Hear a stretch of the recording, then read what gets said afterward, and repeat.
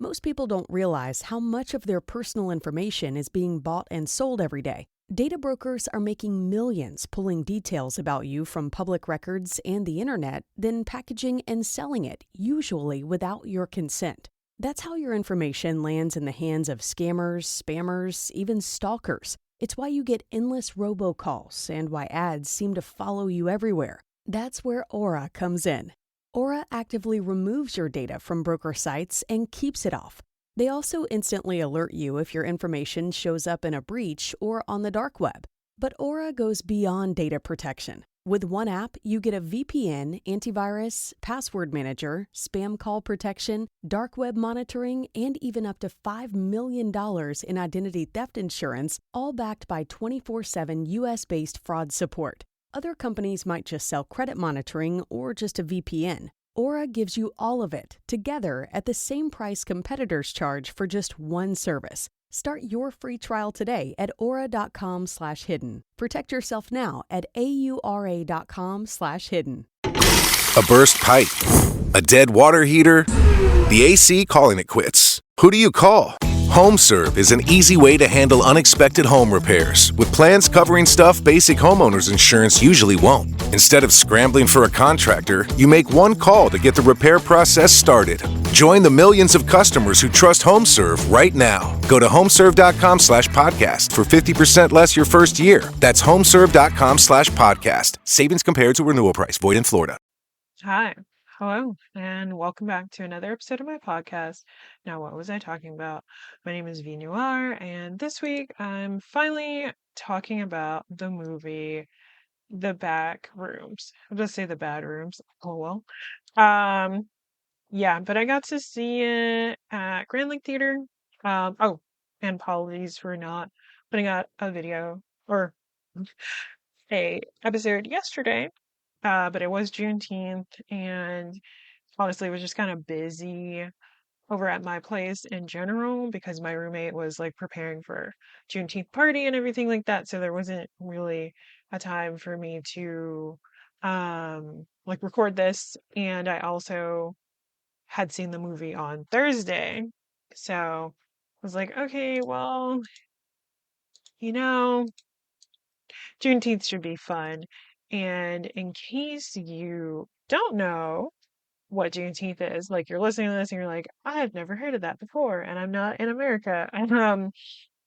Juneteenth or June 19th, um, it is a holiday in which, um, let's see, so the Emancipation Proclamation was established, but 2 years after the fact, um, enslaved people in this town in Texas were given the order that they were free. So basically, yeah, 2 years after the Emancipation Proclamation, freeing all the slaves and everything happened, um, people in Texas were then also told that they were free as well. So uh, Juneteenth is like is a celebration of the total freedom of enslaved people in America. And the Juneteenth celebrations have been going on since then. That was originally in 1865. June 19th, 1865. That was when that happened.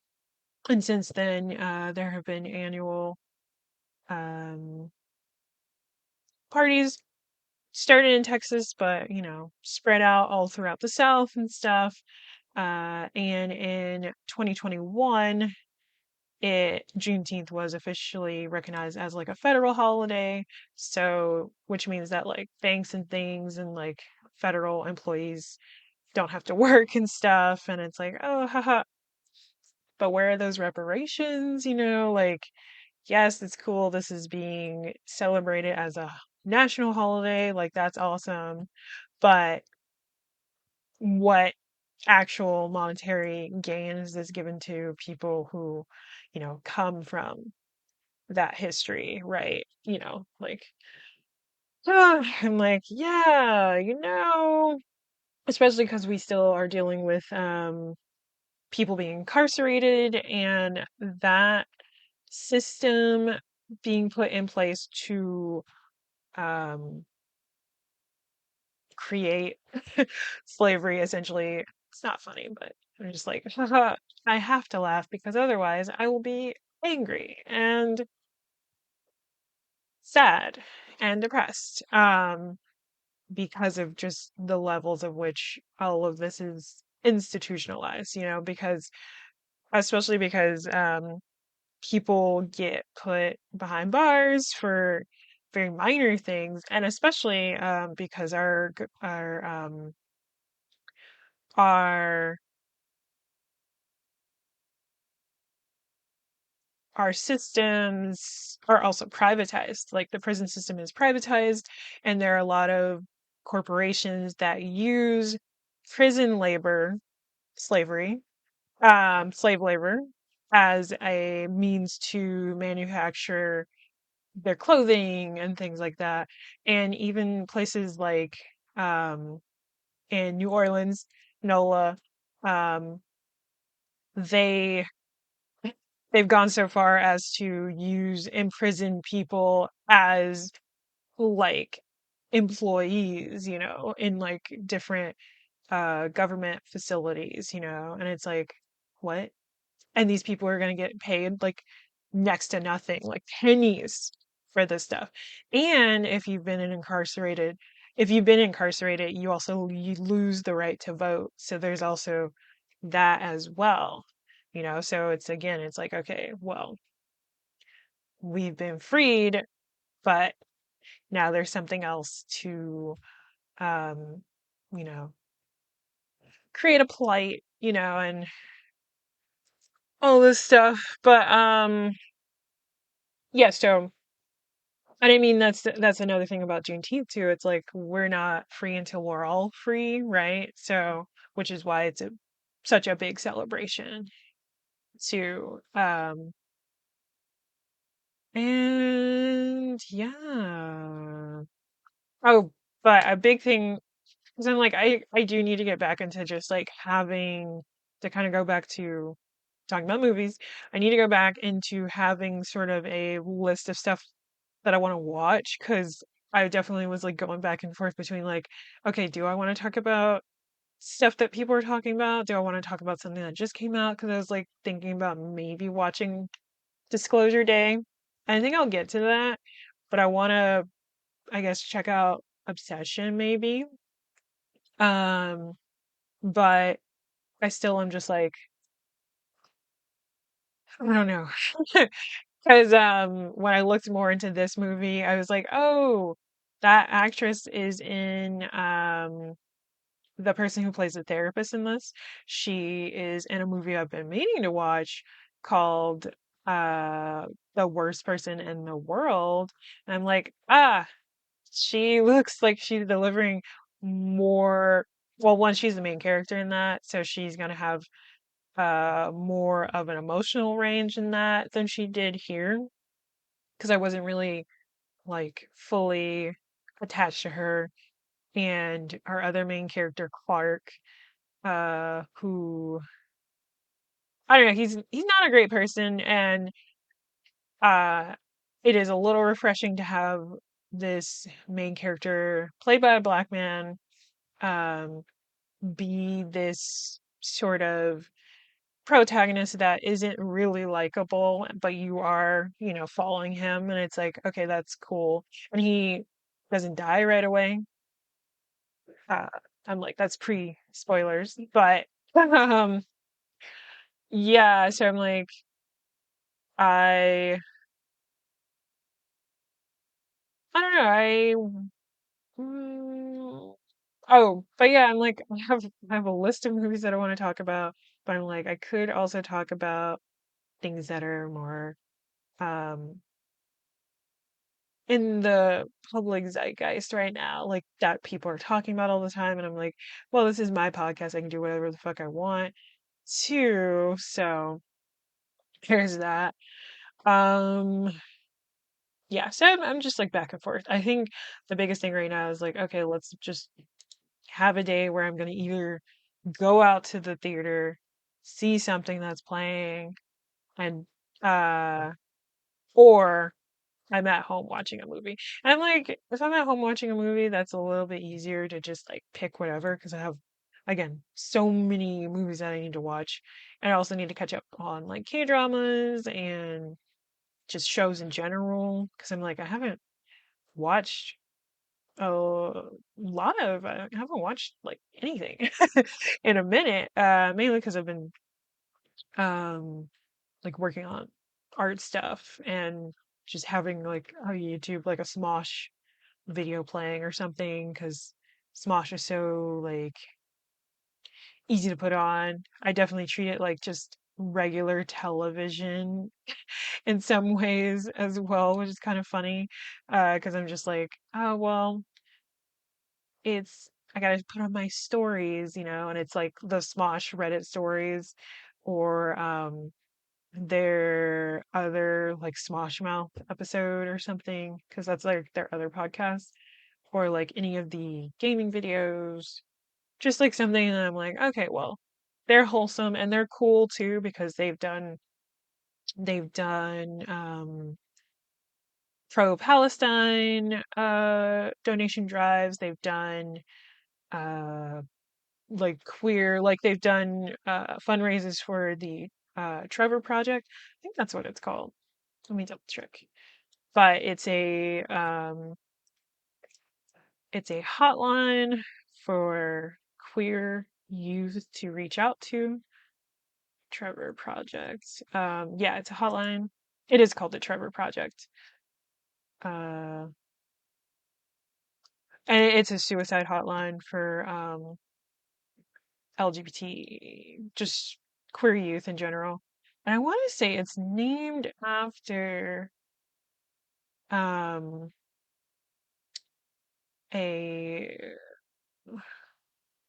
a child who did end up killing themselves. Um, I want to say that is where it comes from. And I'm like, yeah, no. So I'm just happy that, they are people that I watch and they're really popular on YouTube and everything like that. And they are supportive of, queer and trans rights, the people of Palestine, and, and are at least in some way actively saying something about it, because I'm like, so many people have chosen the path of either of like least resistance, of either not saying anything, not acknowledging it, or just ending up being like Zionists. And it's like, what are we doing here? There were people there before you. You shouldn't just claim to a space because of was written in I don't even I'd have to fully look into their whole belief and like why they believe they are entitled to land doesn't that people are already there. And it's like, obviously there's history here, and it's like you could just live there. We shouldn't have a claim to it. But I don't know. Yeah, I'm like, why displace people? You could just be there as well amongst these people. Like, I don't understand the need to displace someone when you could live amongst them. Like, why would we do that? But anyway, and again, we're not like, all of our struggles are interconnected, and it's like that is all of that is um a part of like American imperialism, and that being pushed, and like Israel being sort of a satellite state for America to do stuff amongst Middle Eastern countries and stuff. And it's like, that's just awful. And then just thinking about the evangelical Christians that want the destruction of Palestine because they think that it's like a weird death cult of like people that believe that the more people that die, it'll bring the second coming of Jesus or something. Like it's really crazy. But that's also a reason why there's not all Christians, like a very specific type of Christian, are Zionists. So I went down like a rabbit hole of reading about that, and I was like, this is why this is happening? What? Um, like this, yeah, it's a lot. But I digress. Getting into the movie, I'm like, ah, yes, somehow. I mean, it's not even like I'm a political like pundit. Is that the word?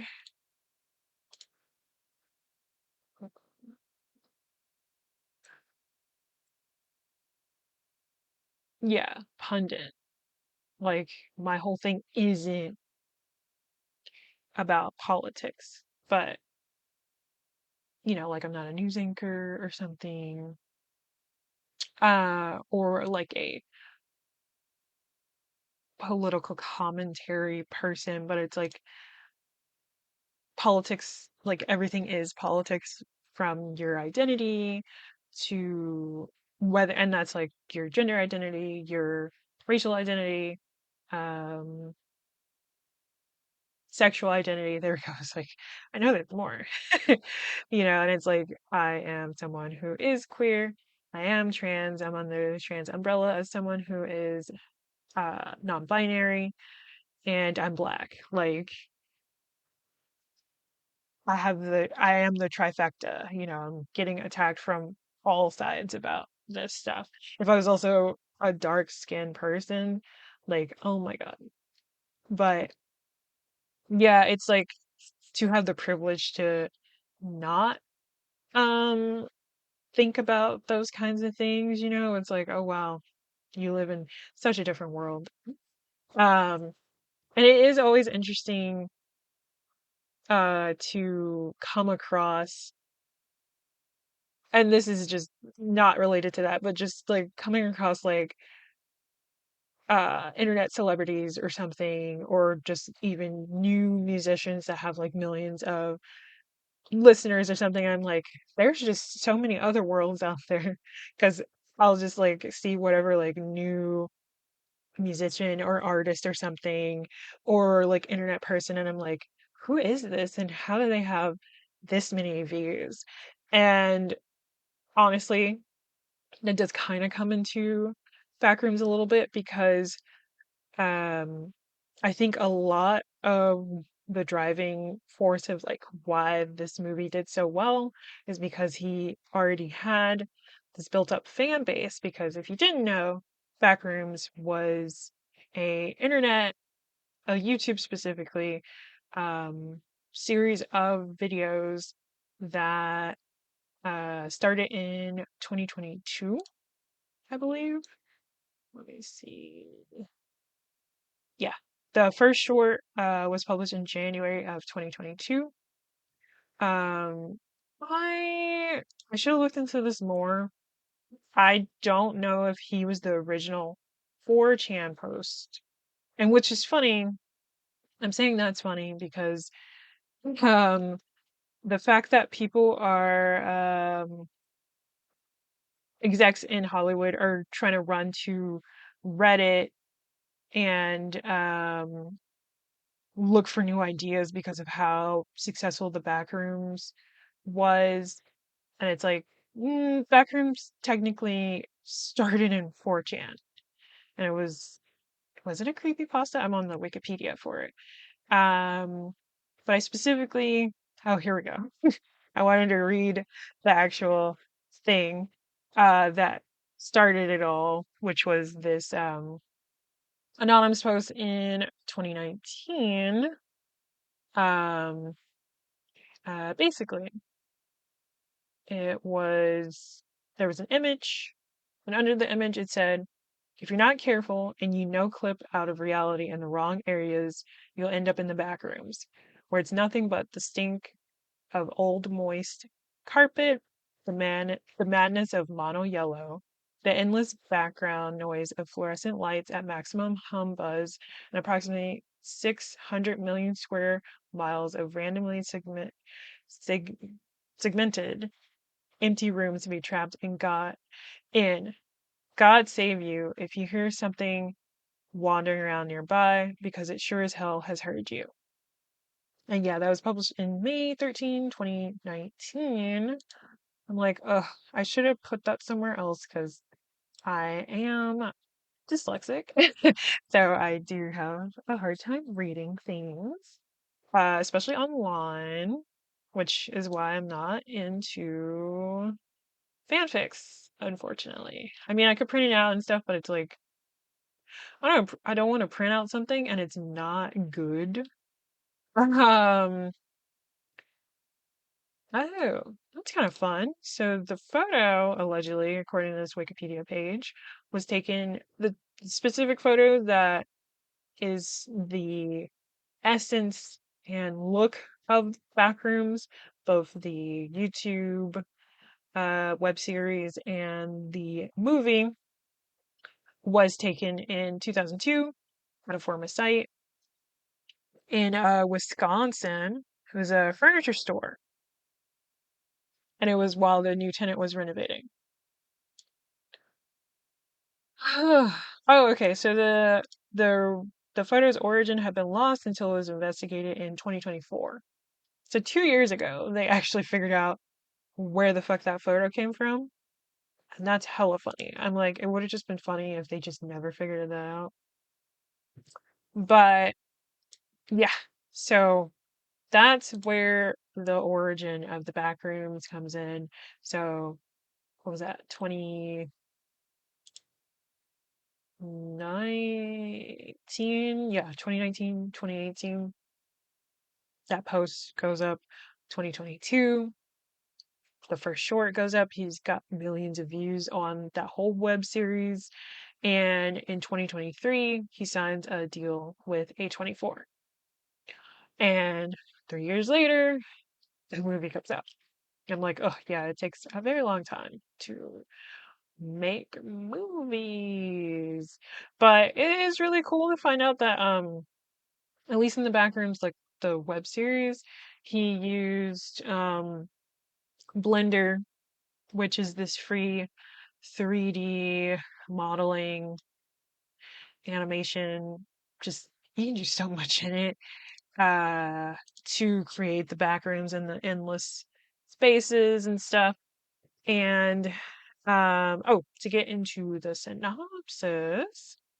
So, for the movie, done talking about the web series. I might talk about it a little bit, but I only really watched the first one just to get an idea of sort of just an idea of how that was in general. And I had heard about Backrooms as it was happening, but I had no interest, honestly, had no interest at all. And what, that was 2018. So, yeah, no, I wasn't really on YouTube like that as well. Probably just watching Good Mythical Morning, if that, not really watching Smosh. I only really started watching Smosh again when I heard Anthony was back, and I was like, oh, nice. Um, but yeah, to get into the synopsis, after a therapist patient disappears into a dimension beyond reality, she must venture into the unknown to save him. And now, if I read that synopsis before watching this movie, I would have been like, oh, okay, this is why there's more of a, there's an emphasis on the therapist, because I really did walk into this kind of blind. And I was like, why is this lady on the cover, but we're following this man? And our two main characters are Clark, played by Chiwetel Ejiofor, who was in things like Doctor Strange and the Multiverse of Madness, Children of, oh, The Boy Who Harnessed the Wind, which he also directed, and he's in the upcoming movie Children of Blood and Bone, and which is based on a book, which I know it's a little controversial with it because apparently some of the characters are going to be played by actors in general that are a little bit lighter skinned than is mentioned in the book. And I think what I was seeing was that it is very important that these people should be dark skinned. So there's like a colorism issue, which has made fans of the book not want to watch the movie. But it is cool that this is happening. So it's like, ugh, it's kind of annoying. So yeah, there's Clark, Mary, who's his therapist, who is played by Renette Rancive, who is again in that movie that I need to watch, Worst Person in the World. She was also in Sentimental Value recently and A Different Man. Um, she. Oh, okay. And then Clark has these two employees. Kat, played by Lakita Maxwell, who was in Generation, the HBO show. And then Bobby, played by Finn Bennett, who is in the Game of Thrones spinoff, A Knight of the Seven Kingdoms. And I'm like, oh, that's pretty sick, bro. Actually, that's kind of cool. They're both from HBO Max shows. Oh, and then yeah, so I kept saying he, but actually it sounded like I was trying to laugh, but not laugh. But the director of this is Kane Parsons. He also wrote it with the help of Will Sodick, who has done things like Ash versus Evil, The Ash versus Evil Dead. There we go. And he also wrote the first episode of season 4 of Westworld with Jonathan Nolan and Lisa Joy. And I was like, don't remind me of Westworld. It got kind of rough the third season. And the fourth season, it picked up again. And I was excited for the fifth season, and they shot it, which I'm like, somebody should just leak it, please. Um, or they were planning to shoot it, and it was all written up and stuff. Something like that. All the actors got paid, and then it still got canceled. It still got canceled, and I got really upset about that because I liked the lore. I liked how um I liked what was going on, and I'm like, it's like it's relevant and it's not because, generative AI isn't really intelligent. It's just regurgitating things. We're not at that level yet of like actual artificial intelligence. And I mean, again, like years prior to the rebranding of generative AI, it was called machine learning. Um, but yeah, so it's like in Westworld, you have these sort of android like beings that gain sentience at some point and start to rebel, you know. Um, and then yeah, it's Jonathan Nolan, Christopher Nolan's brother, not the one that was on the run because he was like a hitman or something. I can't really remember. Um, so there's that. So it's like he didn't really do things on his own. I mean, there's like this whole thing about like him being 20 and so young, like one of the youngest directors, and he made a hit and stuff. And it's like he is self-taught. He is someone who spent a lot of time doing all these shorts, not just the Backrooms, but other shorts on YouTube. So it's like he has a distinct vision and you know, want, I guess, is the best way I could put it. But I'm like, A24 reached out to him probably. Okay, I'm not gonna say that. But they, created an agreement with him because they probably saw how well the web series was doing. Because I'm like, it has millions and millions of views. and like what, 20 or so episodes. I'm gonna check that right now. And his name is like, is it Kane? Yeah, Kane Pixels on YouTube. I'm not gonna subscribe to you, buddy. Um, and yeah, there's like 22 episodes. He's got other things that he's done, and oh, that's cute. He posted the Backrooms trailer on here. But yeah, and I'm like, yeah, he directed, but he's also probably working with people that he could talk to and create his vision. There were plenty of people who did the VFX, the special effects, a bunch of different studios, Oscar FX, Ziox Studios, Mr. Wolf VFX, Rotomaker, Barnstorm VFX. He had a script supervisor. I don't know why I was saying it like that. Rhea Rose Wilk, costume designer, Katie, Mika Katie. There you go. Set director, art director. Set director was Trevor Johnston. Art director Alan Dirkskin. Oh, and I actually thought this was kind of funny because one, there are like 23 producers on this. It's like, it's a lot of people who were probably a really big support for him, you know? Um, because not only was it like monetary support, but a lot of these people, even the people that I just named, minus like the VFX, they worked on The Monkey and Long Legs, which are two movies that Osgood Perkins did, and he is one of the producers. And James Wan, who, you know, I love him because Saw and everything. His production company, Atomic Monster, also produced The Monkey. Atomic Monster has actually done a bunch more stuff than I realized. I was like, oh, that's pretty cool. But yeah, no, I'm like 23 producers all having their input and stuff and like probably helping him along to get this vision made and like helping him find the VFX people, the set designer and stuff. Like I was saying, these are people that worked with Osgood Perkins. And even the I think some of the actually no, it's mainly all of the stuff that I just said. Those people, the cinematographer, he was the second unit DP on The Monkey and Long Legs. His name is Jeremy Cox.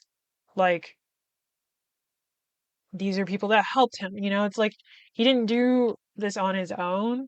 Yes, it's amazing that he was 20, 18, 19, 17, 18, 19 because what, it was 2023. Uh yeah, 2023 when he got this deal. It just came out. He just turned 21 or something like that. So I'm like, yeah, 3 years ago, he was fucking 18. You know, like he was much younger than what they're saying. Uh, but no, I'm like, being a director isn't, you're not doing all of this alone. You're working in a team. Yes, you are managing a lot of these people, but you're not alone, you know? So it is amazing that he got this opportunity, and it is really cool that we're seeing this happen a lot with YouTubers and stuff. And it's kind of funny that it's like YouTubers coming out of um, just making shit online, and now they're doing these horror movies. Because I'm like, what's going on? YouTubers, why are y'all doing horror movies? Because even with God, why can't I remember his name?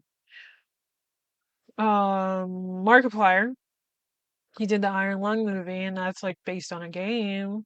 but it's also like a suspense horror film. And it's like, you good, buddy? You're known as like a comedy man. And you're making this horror film. And then, the Waka Waka brothers, they did Talk to Me and Bring Her Back. Two films that I really did enjoy, and I'm excited for the next one. Because I liked where they went. Like the overarching theme is grief, but I liked what they did with both of those films. And thankfully, I am kind of glad I didn't record this yesterday because I had a different opinion of this film, but then I talked to someone else who had watched this recently, and I was like, "Oh, actually, you made a good point." And I was also watching him talk, Kane Parsons talk about this movie or just the Backrooms in general, and like I was so stuck on the main character, Clark, and then Mary that I wasn't thinking about the full picture of the Backrooms themselves being a character. I was just thinking of it as a setting, but it's um, like the person I was talking to made a good point of like, it's these loops and the people in the back room, especially like Clark being stuck in a loop. And of course, I am going to be spoiling this movie, but it's like, we see Clark. Oh, actually, before I spoil this movie, I do have like my main complaint that I have about like any movie that's supposed to take place, or even a show that's supposed to take place in like the 90s or just in general, a time period that isn't our own. Um, I feel like, and especially because this took place in 1990, and I'm like, that's the end of the 80s. But even before I go there, it's like everything in this film looks very new. And for a time period like 1990, and it was funny because I wanted to release this yesterday because, especially because the movie opens on Juneteenth, which I thought was kind of funny. I was like, oh, and it's coming out on Juneteenth, but it didn't. But no, it's like the main thing is like, especially before this overconsumption and everything that's going on, a lot of what happened previously is that like a lot of people got hand-me-downs and family heirlooms and things that were passed down from different generations. So even though, and we don't really see this too much in this film, but we do see it through the wardrobe of the characters. Because I'm like, people assumedly in their 20s in 1990 coming out of the 80s, I'm like, y'all should have at least still had big hair, or like medium hair, like a blowout should have still been happening. Like uh Bobby should have at least still had like a bleach blonde sort of look, more skater. I mean, it was cool he was wearing the in apartheid shirt, and I'm like, yes, that was happening at that time. I'm like, oh yeah, reference to relevant things happening. But I still was just like, it was too neat and clean, and it's like, not that the 90s were dirty or anything, but it's just like there was a wornness of it, of like a, you starch these shirts really well and they were passed down from someone else. And I mean, even Clark's situation, it's like he got kicked out of his house. He's not an architect. He's not um very successful with his furniture business or anything like that. And he is apparently living in his furniture business. And I'm like, yes, so he probably was, trying to be presentable and act like he had everything together. But, when we saw him, in the few times we saw him outside of his workspace, there was still like this sort of cleanliness to him, I guess. Like, I feel like if he had more worn clothes or something, it would have added to. I mean, yes, of course, he's like lying to himself about a situation, but there was a level of storytelling that could have happened through just his clothing alone that was kind of missed. And even and it's like there could have easily been like a racial aspect of like, okay, he is a black architect. Of course he's not working. Um, but I think I do like the idea of the Backrooms opening up to someone, making itself available to someone who is stuck in a loop of their own making because he is very much stuck on the fact that he works so hard. And we learn this through his talks with his therapist because I'm like, he doesn't actually have any friends, he doesn't have family, he doesn't have anyone in his life except his therapist who he goes to talk about. And she gets him to do this role play where she behaves as his ex, and he, is coming home, and she gets woken up because he comes up really late and he was drinking a lot. So it's like, okay, so there's a level of alcoholism to him, and he's like, sorry I did that. And actually, I'm so tired and all this stuff because I'm working to put you through school, to put you through law school. Like, you get to afford to not to sit on your ass, essentially, is what he says, while I'm working so hard. And, she kicks him out. And it's like, yeah, because you are an alcoholic and not really a great person. It's like, sure, you're helping her out as your, that's your partner and everything like that. But like, you're not being a support to her. He feels unsupported, but, you know, alcoholism, it kind of numbs you to a lot of things. But even in his supposed sobriety, he's still stuck on not being supported by his so-called partner, so-called wife, and is very much resentful towards her and is upset that he's not, a successful architect and all this stuff. And um yeah, and he's getting nowhere with Mary, his therapist, as well. And so I'm like, oh, stop it. And then so after that whole role play is when he actually, okay, he finds the back rooms because he's trying to figure out why his electricity bill is so expensive.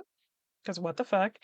And the electrician can't figure anything out. They go to the basement, and he looks at the switch breaker and realizes that there's like some weird switches on there, and it's like, where do these go to? They go to nothing.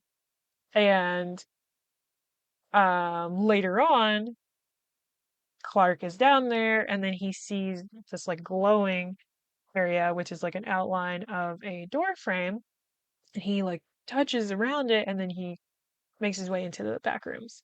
And for him, I was like, why do these people have no sense of survival? Him and Mary later on. Because I'm like, you really just went into the space and walked around, and you're like, oh, what's going on here? What's going on? What's all this furniture? I'm like, I'd be upset if I found this because I'm like, this is why the fuck my electricity bill is so expensive. Like, this is where all the power is going to. Like, what the fuck? And similar, like the AI data farm, the data centers and stuff too, because that's shared on people's grids. And rather than these fucking companies paying their own electricity, it's being forced on everyday people. So now everyone's bills are way more expensive than they usually were. because of these data centers. Not to mention all the other environmental stuff because people are like smelling crazy shit now. Like it's just a chemical smell in the environment near these data centers and a sound that goes on 24 hours a day. And it's also affecting the drinking water in some parts. It's probably affecting like all the drinking water in whatever areas these are being built in. Um, but still, it's like literally there was a woman in Texas that talked about this just as a complaint and then she got arrested. I think she was released finally, but it was still just like, oh, so you can't even complain about this on the internet. That's crazy. Huh. Wonder why. So interesting. We live in a police state, you guys. But yeah. But I mean, I was also realizing, like, as I was watching the movie, I'm like, oh, for Clark, this is like the most interesting thing happening in his life because he's been so stuck in this like rumination of like his life sucks, and it's because his wife didn't help him and he wasn't supported and all this stuff, and like yada yada. He's a bad person because he pushes people away, and that's what he's saying in therapy. And he's like, how do I change? Do I want to change? I don't know. Is it bad? All this stuff. And he yeah, so I'm like, of course he is walking around. I'm like, yes, lack of survival skills, but of course he has no friends. Apparently he has no family either, or at least his family is far away. Uh and he's just like, this place is amazing. There's all kinds of stuff in here. And it's to the point where he ventures in there all the time and he has created a map of the inside and everything like that. And he goes to his therapist again and he's like, I found something. Well, before that he's just like, have you ever needed to 5150 someone? Which is like when a therapist calls the grippy sock people to come put you away in one of those facilities that you are never seen or heard from again. Um, it's a mental health facility that you get put into. But yeah, she's just like, no, not really, unless you sound like you're a danger to yourself or other people. And she's just like, are you okay? You know? And so then he goes into talking about how he found the space, and she's like, that sounds a little eccentric, but not to the point where I would do that to you. And of course, she doesn't believe him. And so then he calls up um, Bobby and Kat, and I also realized because at first I was like, "Ah, does he have no friends?" He didn't have a camera, and it was Bobby's camera that he checked out from the college. And so he takes them, shows them the space. Of course, they're like, he's a little crazy until he walks through the wall, and they're like, oh, shit. Kat's the only one that's like, hey, maybe we shouldn't do this. Of course, her and Bobby are together. So she also has like an emotional connection to Bobby, even more so than just being his coworker and everything like that. And so they get to a part that Clark was unable to venture into, and so they tie Bobby. I'm like, why don't you just let. Oh, wait. Clark did want to go down there with the camera, but was letting Bobby have control over it because it was under his name. So if anything happened, he would be the one to have to pay for it or whatever. So he felt the most comfortable handling the camera, and so they tied him by the waist to this like bed frame that was in the space. There's a lot of fucked up looking furniture and things in this space. And I don't remember the bed frame being fucked up. And now, so we have, there's a lot of interesting, there's at least two very interesting, visually interesting parts of the film, and that's this part when they're setting up him being tied and everything, where they go from the high quality camera to the camcorder footage. And there is the opening scene in the very beginning of the camcorder footage, and it's the people in the hazmat suits walking around, and there's a lot of like suspense and stuff, and the person gets carried away and everything like that. I was like, oh, these are very interesting, suspenseful, like going very much the found footage route. That is the signature of Backrooms, the web series. But we kind of pull away from that a bit and have it have be shot in this more high quality um sort of thing, which actually I'm gonna laugh because I literally I really this is so fucking funny. I'm just thinking about it because this is quite literally a movie shot in two different kinds of, well, I don't have confirmation on that because they could have used like a filter or something for the VHS like mini DV camcorder footage.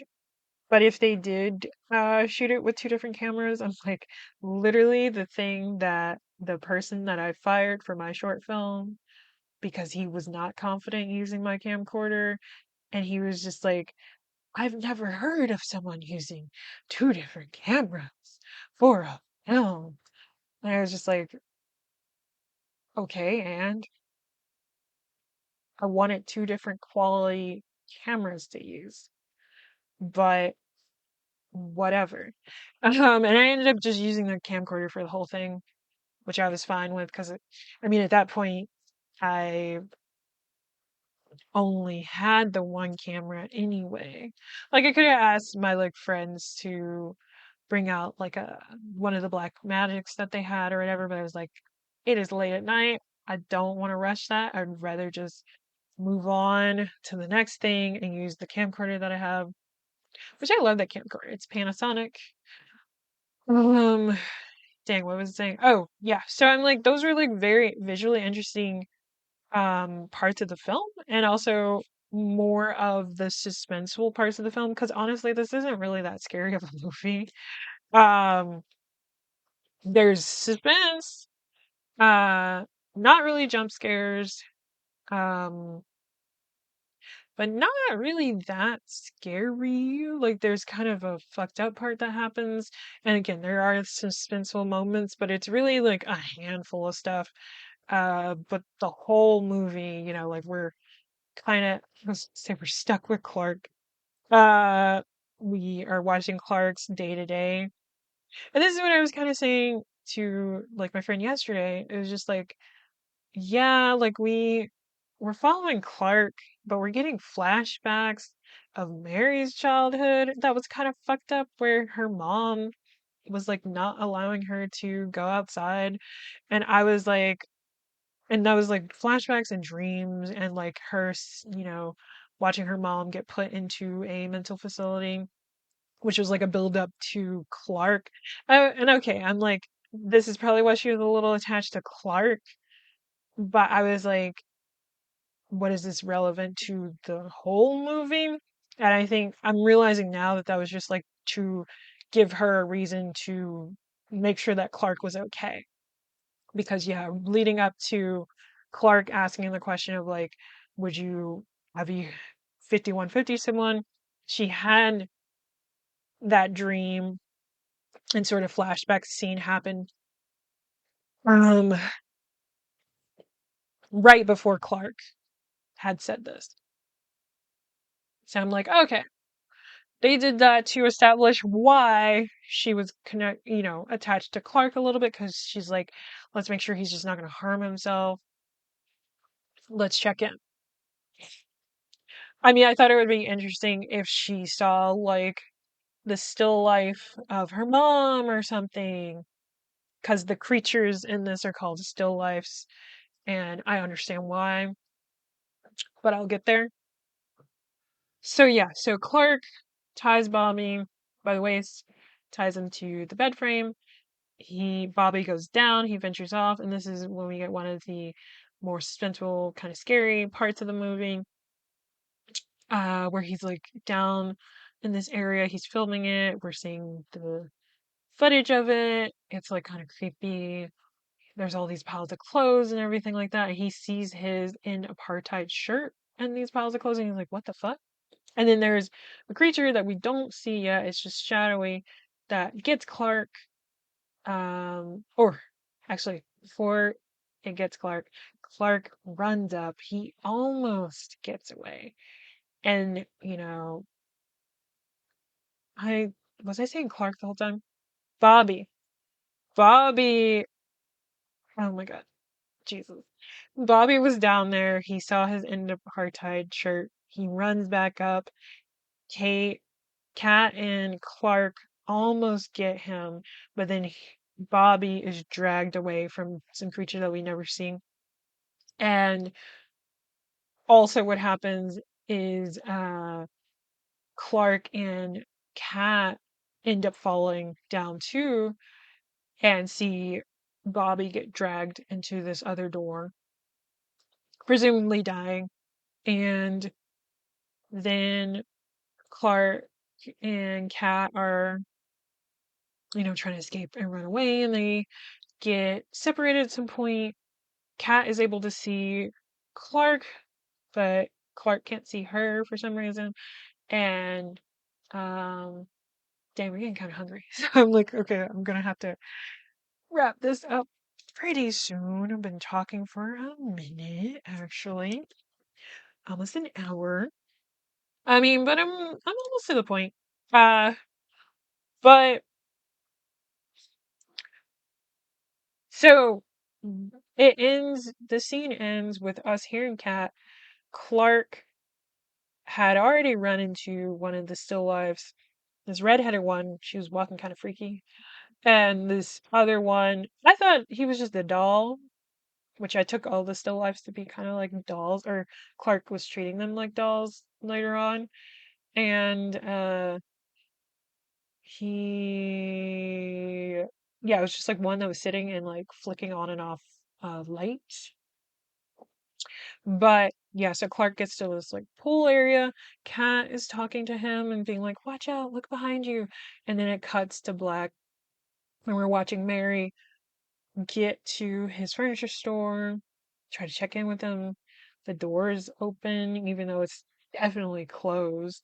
And it's like, okay, if the door was open, that means the mailman didn't check, because why is all this mail shoved under the door when y'all could have just put it in the building? Like that was kind of weird. And so she remembers what he said, makes it down to the basement, um, sees that he marked where the entrance is with tape, which is what he told like Bobby and Kat when they first came down. And she sees a fly go through, and it's just like, what the fuck? And then so she makes her way through as well, and then sees, finds this area, and she's walking around and everything like that, and she sees these drawings on the wall, which is again reminiscent of the web series. I was gonna say web comics, LOL. And so she hears something moving, and it's Clark in the hallway. And it's like, oh, okay, why are you being creepy? And he's like, it's just me. Whisper, don't be too loud. And then he chokes her out, and I was like, what the fuck? He's like, don't worry, it's just me. And I was just like, yeah, we know it's just you, but you're also choking her out. She wakes up tied down to this chair. It's like a dinner setting area. We have the still lifes, and I'm calling them still lifes because in the IMDb, that's what they're called. We have redheaded still life, played by Rihanna Roberts, who was just a stunt performer in general. And I'm like, okay, that makes sense. She has done stunts in The Last of Us, Tron Ares, Percy Jackson and Olympians, the show. And she was the stunt double for Jennifer Connelly in Snowpiercer, specifically episode 1. There's Bearded Still Alive, Patrick, he's played by Patrick Bainham, who was a literal elf in the movie Elf. And it looked like, looking at his IMDb, it looked like he kind of took a break from acting starting in 2013 and came back into it in 2022.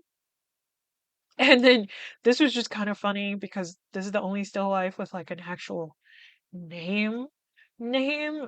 And so the final still life's name is Archibald Leland Sutter Still Life, played by Dana Mamond, who whose only other credit is Love in Monroe Valley. At least on IMDb. They've probably done other stuff. But I was like, why the hell? You got Bearded Still Alive, Redheaded Still Alive, and then Archibald Leland Sutter Still Alive. I was like, why the fuck? Actually, I forgot to actually look into this full name because I'm like, is this a person? Like an actual person? Let me see. Okay, there's like a whole fandom uh thing, a fandom wiki. Da-da-da-da. Do-do-do-do-do. There's a history of it, but from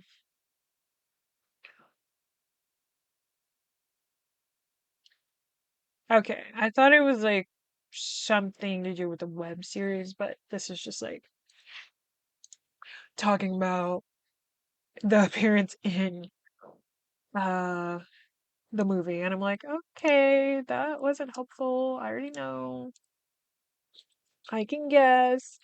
It was interesting talking to my friend because they were saying that people thought, or the person that they talked to about this movie thought that the redheaded still life was actually just um Clark's wife.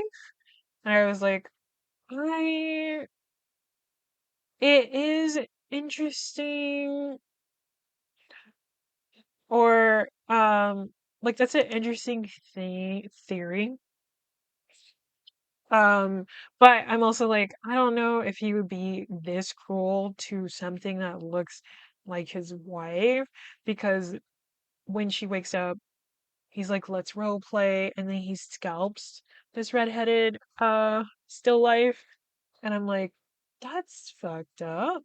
He scalps her and then puts her hair on Mary so that she can look like his ex-wife, and they can go through the role play, and rather than, trying to, I guess, placate him or something, she's like, you're fucked up. You don't have to change. Whatever. It's okay. Just let me go, actually. And I mean, this is, of course, after he's like, yeah, these things, they don't feel anything. Look. And then he stabs the bearded still life in the neck and it doesn't flinch. And he's like, you can even eat them. And I was like, actually, why don't we not do that? Like that was definitely like horrific and a fucked up scene. And this is also why I was saying he's an unlikable main character. Um, and he doesn't die right away.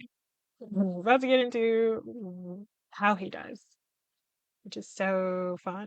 But yeah, I don't know. I was like, I mean, yes, he was probably down there for a while and he felt comfortable because, again, this was like the most interesting thing that could be happening to him, but also a means of escapism from how shitty his actual life was. And he's able to live off these creatures. I don't know how the fuck he was able to just like be down there and not get killed right away. I don't know. Oh, wait, actually, I did have a theory. I felt like because he himself was stuck in a mental loop of what was going on with his life and everything like that, wanting to change, not changing, and all this stuff, that he was just accepted in the back rooms. as just being a part of the Backrooms. But when the therapist said it was fine to be who you are and sort of broke that loop for him, that caused his the Captain Clark character that he played for his trailer ad, there we go, ad for his store, which is how we get the still life. Captain Clark still life, like a full Captain Clark. Um, and this is also how we were introduced to Bobby having a camera earlier in the movie because he's filming it. But yeah, so it's like he gets emotional because he's like, wow, okay, it is okay for me to be who I am for his pride. I had to do it. I had to do it a second time. Be who you are for your pride. Because it's June. It's Pride Month. Be who you are. But, he's getting emotional because he's like, wow, I'm accepted and seen, finally. And I was right. And so his Captain Clark, this tall motherfucker, looking a little crazy in the face, played by a man who is 7 foot and 7 inches, which is crazy. And he's like, his name, did I write it down? Oh, Pirate Clark.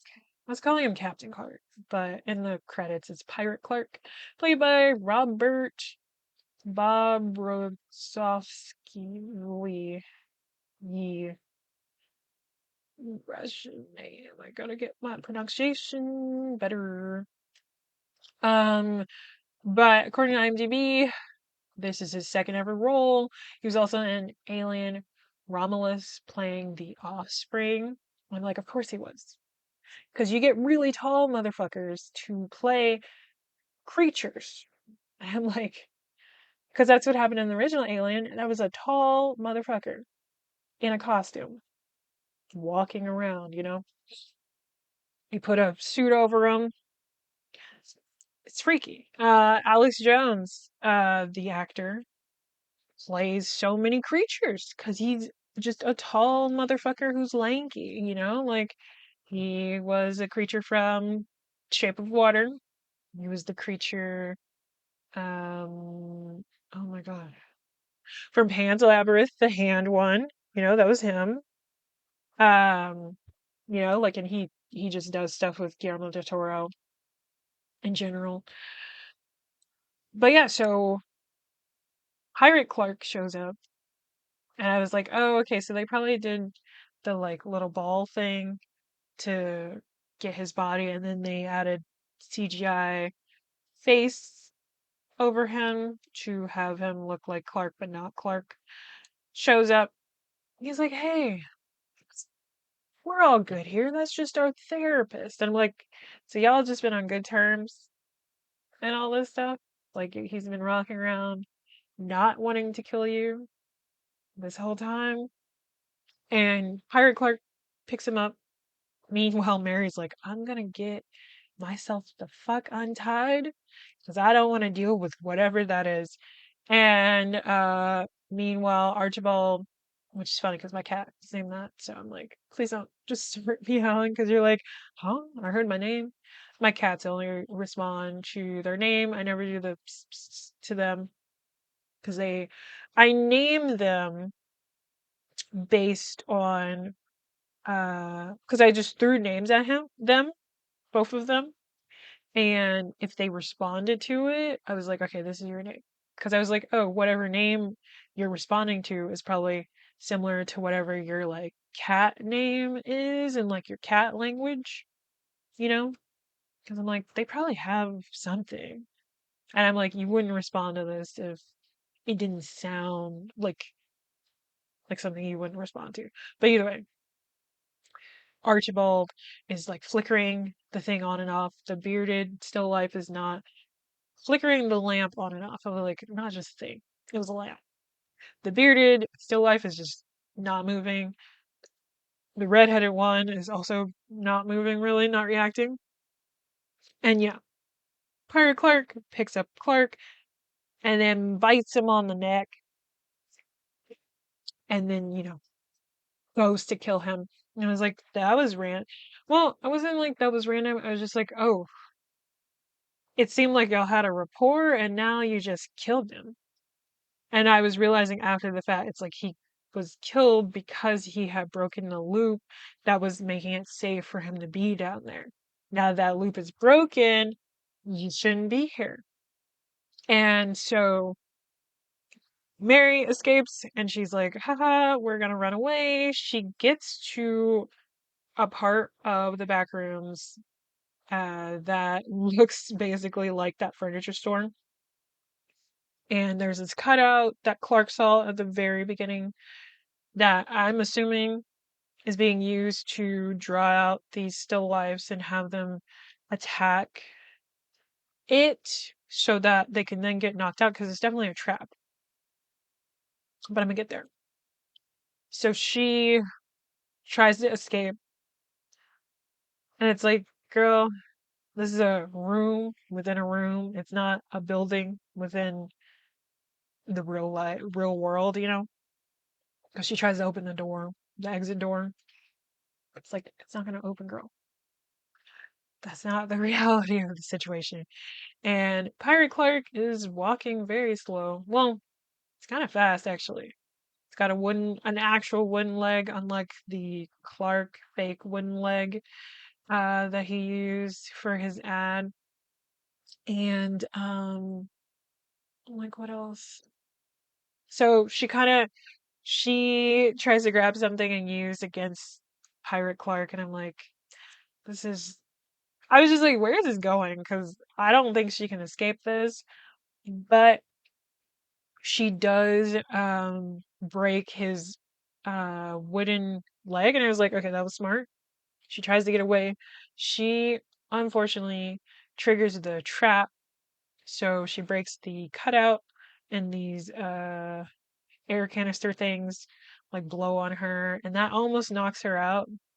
But she's able to sort of get to a point where she gets out of the airspace of that, but Pirate Clark is still behind her, tries to grab onto her. She gets out of his grasp and she crawls through what is the movie poster's like wall essentially, and she makes it past. She makes it there to the other side, and then she runs into a bunch of men in hazmat suits, and they grab her and take her out of, presumably, it's an assumption, the back rooms. And this is when we finally get the scientist that we saw glimpses of throughout. His name is Phil, played by Mark Douglas. He was in The Lazarus Effect and The Mindy Project.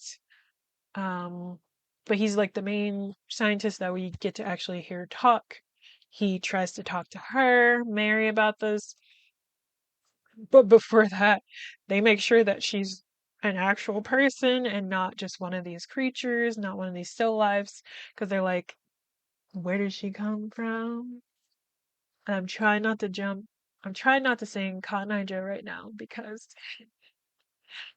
woo, I was anyway. But because yeah, where did she come from? Why isn't she in one of these hazmat suits? What's going on? And they do scans of her and everything, and they're like, okay, she's fine. And it's hella funny because the Phil is just like, yeah, so we used to make MRI machines and now we don't. This is our whole business, basically. And it's like, what is this? What are y'all doing? And, of course, he can't discuss that. And of course, he also can't tell her what they will do to her after the fact, and if she'll be let go or not. It's just like, okay, what am I talking to you for if you're not going to let me go?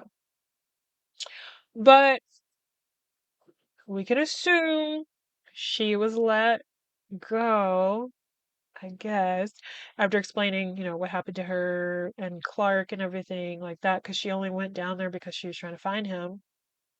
And he kind of explains, like, how she sort of disassociates as he's explaining. I'm saying she disassociates because his voice starts to fade out. I'm like, oh, okay. She's like, whatever. But yeah, so he is explaining like all these doors keep opening up everywhere, and this place is endless and all this stuff, yada yada. He's all enthusiastic, and she's just like, I don't care. I want to leave. Let me go. Um, and then it goes from all of that. I'm trying to fully remember because I want to say, uh, it goes from,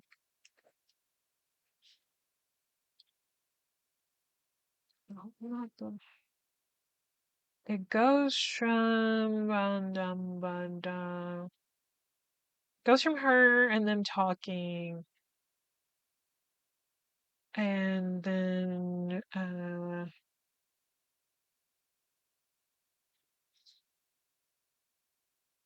oh, okay. So it really just kind of cuts to, I thought this was the case, but I couldn't remember.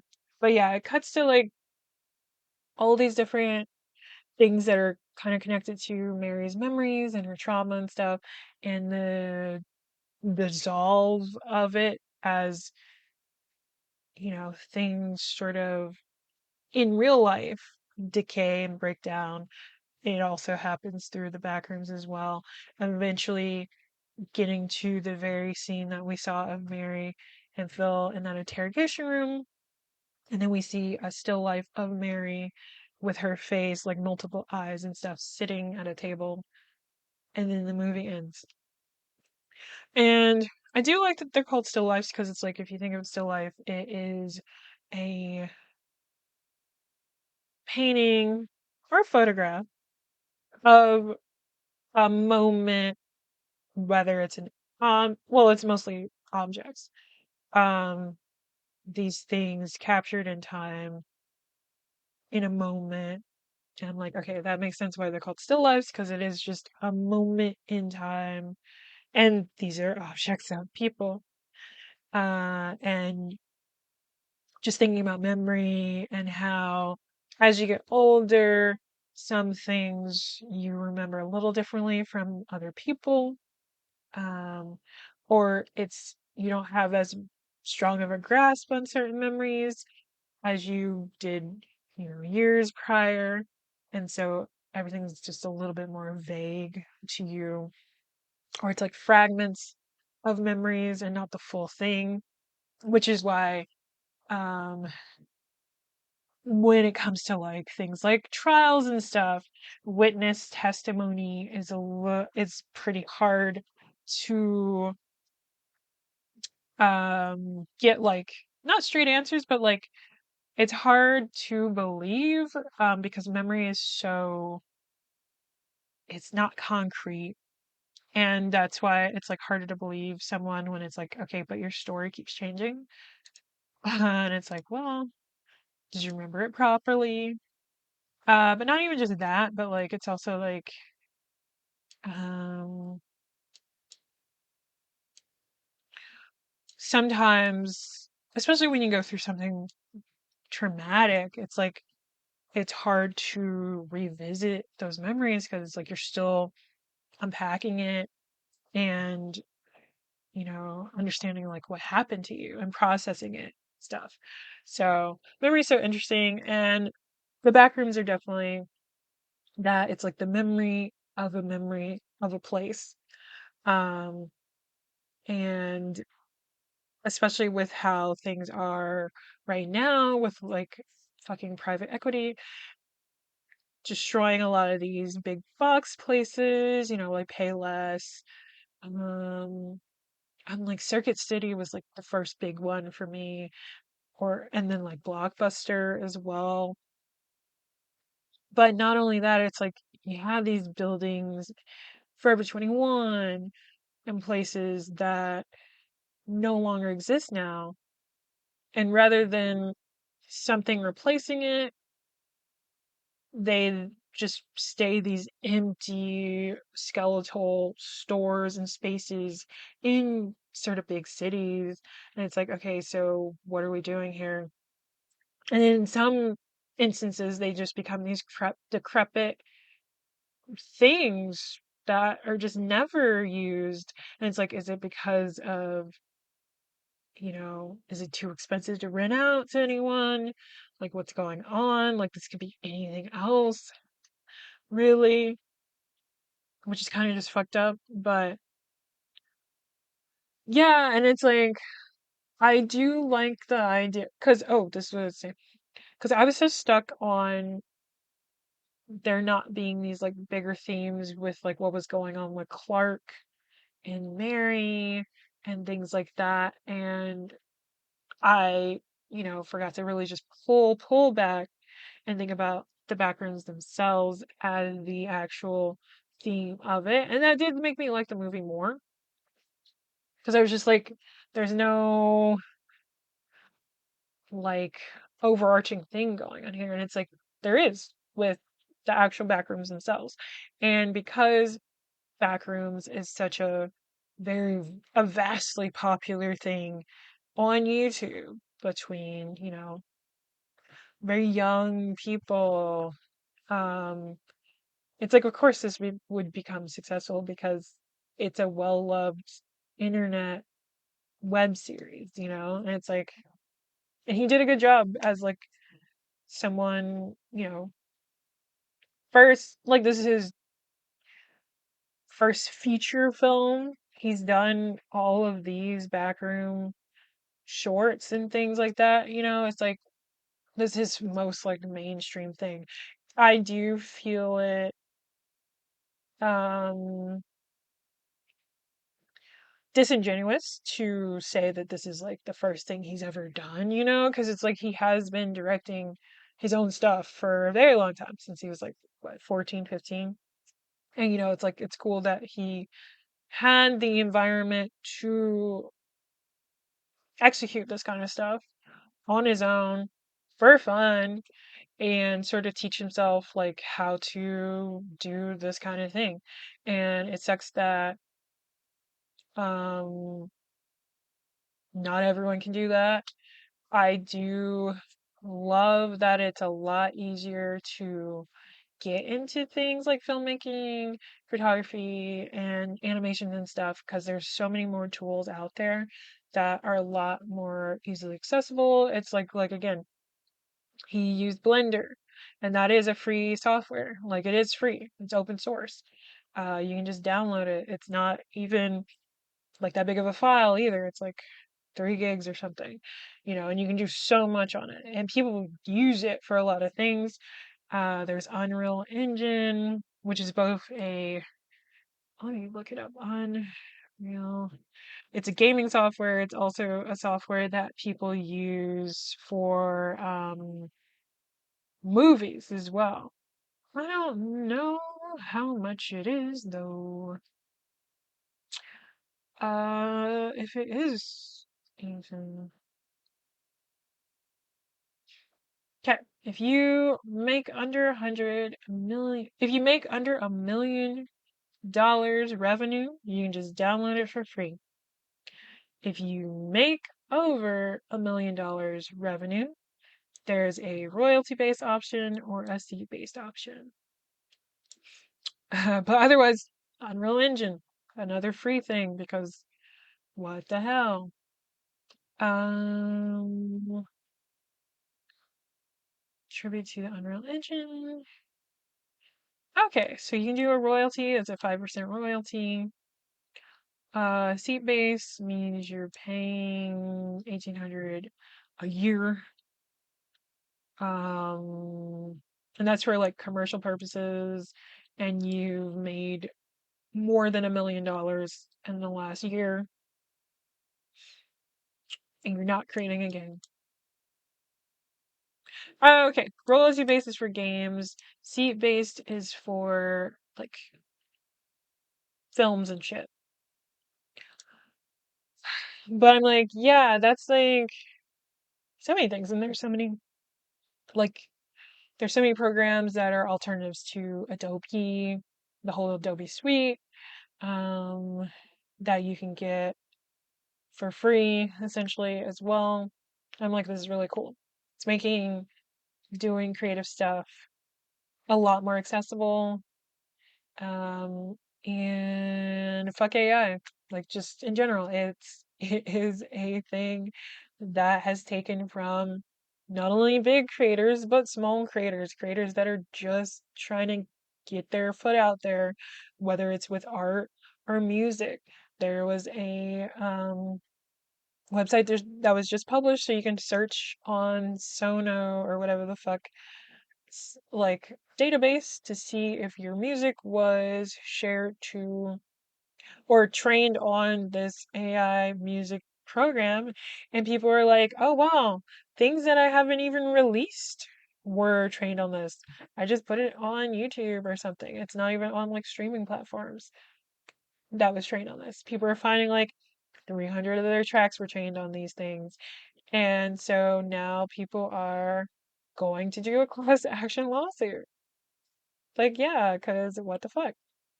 It's like, it is a program, it's a software that steals from people, extracts things, and then regurgitates it.